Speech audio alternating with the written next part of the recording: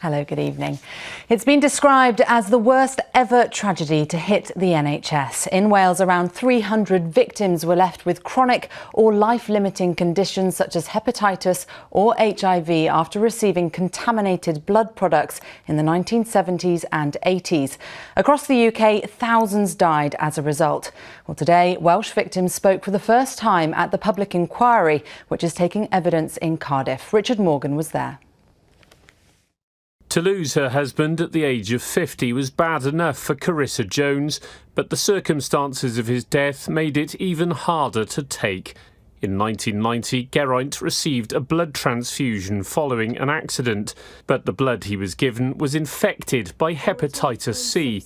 Today, his widow told the Infected Blood Inquiry that by the time Geraint's illness was diagnosed, there was nothing doctors could do to help. I have never seen such a horrific death in all my life. I've never seen anything like it. He suffered. He fought and he suffered. Geraint had unwittingly passed the disease on to his wife, leaving her needing chemotherapy. Now, over the worst of her illness, she told me how she hopes the inquiry will uncover the truth. Who gave the authorisation for us to have this blood?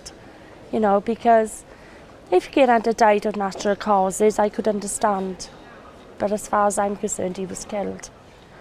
Most of the infected blood was imported from America in the 70s and 80s, some donated by prisoners and drug addicts.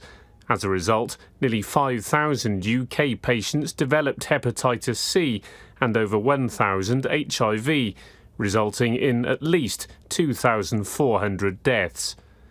Gerald Stone, a haemophiliac, was infected with hepatitis C following a blood transfusion. He described how he kept his illness secret for 34 years for fear of becoming an outcast. People like myself and their children were being ostracised in the 60s. They were having eggs thrown at their houses. One fellow was banished from his village. Many of those who've been touched by the infected blood scandal have already died. Those who remain want answers for themselves and for the loved ones who never got them. Richard Morgan, ITV News.